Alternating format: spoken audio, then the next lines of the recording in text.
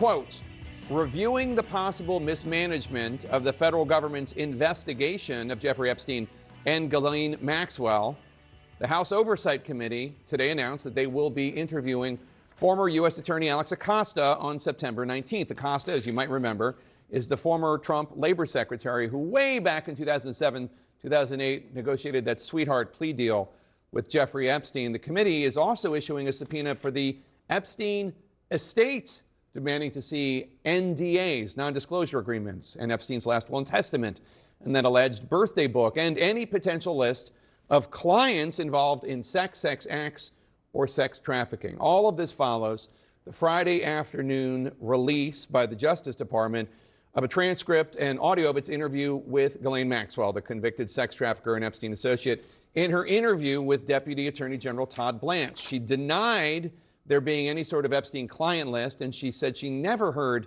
allegations that President Trump acted inappropriately. Maxwell also denied that Epstein paid her millions to recruit young women or lured a masseuse from Trump's Mar-a-Lago resort. Do you have recollection of you ever recruiting a masseuse from Mar-a-Lago spa to go give a private massage to Mr. Epstein? I've never recruited a masseuse from Mar-a-Lago for that, as far as I remember. I can't ever recollect doing that. That is a notable claim, perhaps false, because Virginia Giuffre, the outspoken Epstein victim who died by suicide earlier this year, claimed that Mar-a-Lago is specifically where Ghislaine Maxwell recruited her. Then in the second day of her conversation with Todd Blanche, Ghislaine Maxwell said this. I realized that the allegation at least is that I met in Mar-a-Lago, so I felt that I needed to address that, and I didn't want to leave that hanging because that seems weird under the circumstances. And also, but I couldn't remember anyone, and that maybe it's a long period of time. So the issue is not that I'm trying to not say, but I don't remember anybody that I would have, but it's not impossible that I might have asked someone from that. I don't know exactly what you said yesterday, but I don't think what you said yesterday is different than what you just said. Of course, the first blaring question here is why should anyone believe anything that Ghislaine Maxwell has to say? Even in Trump's first term, the Justice Department labeled Maxwell a brazen liar. A key reminder is that the people who matter most in all of this are the victims, the survivors, people whose words should matter more than that of a convicted sex trafficker. In just a moment, I'm going to ask one of those victims her thoughts on all of this. But first, let's bring in CNN senior justice correspondent Evan Perez.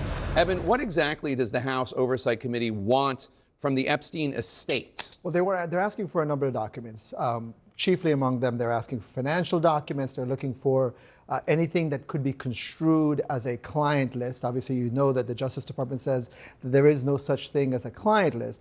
So they're looking for other ways to sort of get to that, perhaps a list of people who may have been involved in some of Epstein's crimes. They're also looking for any non-disclosure agreements that he may have ordered people to sign as a result. And also, importantly, they're asking about that book that the Wall Street Journal reported on.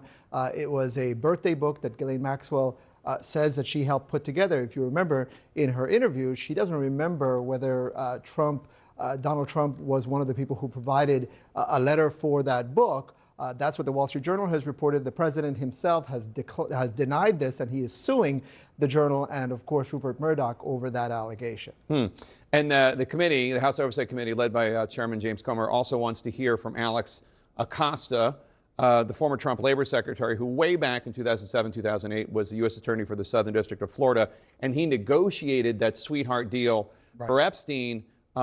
Why do they think it's so critical to hear from him? Well, you know what, Jake, because we really haven't heard much from Alex Acosta ever since he left the Trump administration when this story first kicked up. 2019, yeah. Right, exactly. When he resigned, we haven't heard much from him. And so I think it's actually one of the more important interviews that the committee is asking for, which is for him to explain why he entered into that very sweetheart deal that allowed Epstein to plead guilty to local charges in Palm Beach County and not really bring down the hammer from the federal government, which is eventually what happened with the Southern District of New York. Yeah, and he also got work release, and Right. he also they Very good term. They used a victim who was like 17 instead of 14. Right. A whole bunch of fishy stuff in there. The other blaring question, of course, is why is the Deputy Attorney General doing this, Todd Blanche? And also, if you read the transcript, it's very frustrating as a journalist. I'm sure you experienced this too. He did not push back at all on some things she said that were clearly lies or at least deserved some follow-up. Right. I mean, this is partly why a lot of the criticism of this is that was Todd Blanche there as a Deputy Attorney General trying to get to the bottom of this? Was he there essentially helping Donald Trump find exculpatory information from Ghislaine Maxwell? That's what comes away. Listen to this exchange between the two of them. If you met Epstein, there is no way that this cast of characters, of which it's extraordinary, some of you in your cabinet, who you value as your co-workers and you know, would be with him if he was a creep or because they wanted sexual favors. A man wants sexual favors, he will find that. They didn't have to come to Epstein for that. Now, okay, I don't know. I wasn't there. I didn't see it. So,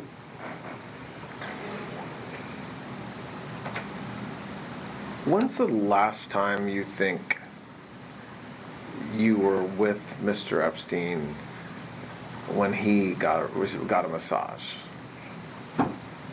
I want to say 2007.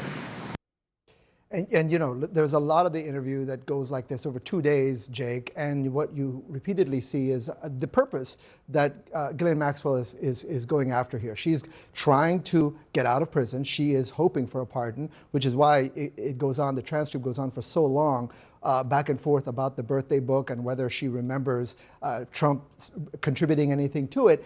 And also that, you know, she never saw President Trump do anything untoward or anything wrong in her presence. And then, of course, the secondary part, which is that I did nothing wrong. I saw nothing, no crimes committed. And so this was her effort, really, better than anyone else's, right, to try to set the table for herself. All right, Edmund Perez, thank you so much.